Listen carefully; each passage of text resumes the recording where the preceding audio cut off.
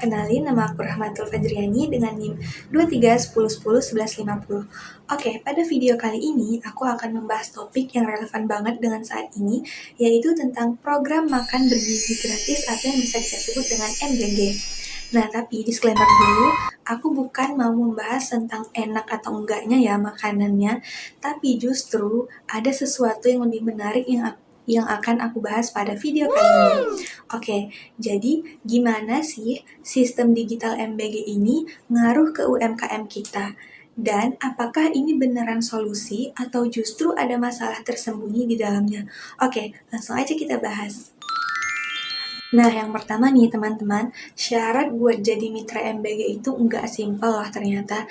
Nah, kita harus daftar secara online, terus kita harus upload dokumen kayak KTP, NPWP, NIB, dan juga harus ada sertifikasi keamanan pangannya. Dan yang paling penting nih, catat ya, kita itu harus punya rekening usaha. Nah, kedengarannya sangat simpel bukan? Tapi masalahnya, berdasarkan survei Kominfo tahun 2024 yang nunjukin cuma 18% UMKM yang punya skill digital pasar. Nah, sisanya kemana sih? Sisanya ini mereka masih berjualan secara manual, misalnya dari mulut ke mulut dan juga di pasar tradisional. So, bayangin, buat orang-orang yang nggak pernah menggunakan skill digital, yang biasanya mereka itu transaksinya secara cash, terus juga pencatatan keuangannya masih di buku tulis, dan mereka nggak pernah upload file di internet, terus tiba-tiba mereka harus upload file di internet, justru ini menjadi culture shock banget kan buat mereka. Nah, tapi nih, kalau kita lihat dari sudut pandang perilaku konsumen digital, ini justru sangat menarik teman-teman. Karena seseorang itu harus kita paksa dulu baru mereka itu mau berubah. Dan program MBG ini sebenarnya menjadi trigger yang kuat buat para pelaku UMKM ini mau menggunakan atau mau belajar digital, walaupun awalnya itu karena keterpaksaan. Nah, selanjutnya ada pertanyaan, kenapa verifikasi lewat digital ini lebih bagus dibandingkan secara manual? Jadi gini nih, kalau misalnya seleksinya masih secara manual, kita harus datang ke kantor, terus kita ketemu orang dinas, lalu kita serahin nih bukti fisiknya. Nah, di situ rawan banget terjadinya permainan.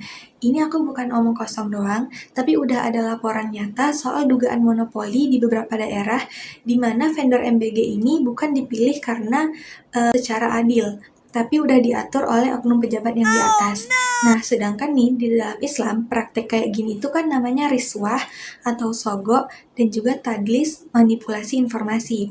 Dan udah sangat jelas dua praktek ini sangat dilarang oleh Islam. Nah, kalau sistemnya udah digital dan terintegrasi, otomatis kan semua datanya udah bisa kelihatan, terus juga bisa ditelusuri, dan yang paling pentingnya itu nggak bisa dimanipulasi. Bahkan Kepala BGN sendiri bilang, sistemnya ini sengaja dirancang biar semua pihak ini punya kesempatan yang sama. Nah, inilah yang di perkuliahan kita kenal sebagai digital trust, yaitu kepercayaan yang lahir bukan karena kita kenal orangnya, tapi karena sistemnya yang transparan dan bisa dipertanggungjawabkan. Nah, oke, sekarang aku mau membagikan 3 tips buat para pelaku UMKM yang pengen jadi mitra MBG, tapi masih bingung nih harus mulai dari mana. Yang pertama, urus NIB dan sertifikasi keamanan pangannya. Nah, urus NIB ini gratis kok, kalian bisa kunjungi web oss.go.id.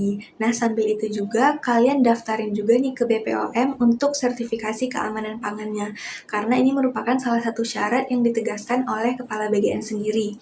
Lalu yang kedua, kalian harus punya rekening usaha yang terpisah dengan rekening pribadi. Nah, ini kedengarannya simpel, tapi ini tuh salah satu syarat yang harus dipenuhi, karena UMKM yang keuangannya rapi dan terpisah ini lebih mudah lolos verifikasi dan lebih dipercaya buat menjadi mitra jangka panjang.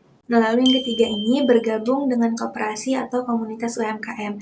Nah, ini penting banget teman-teman, karena pengamat dari UI udah ingetin bahwa syarat menjadi MBG itu berat banget, apalagi buat UMKM kecil yang modalnya pas-pasan.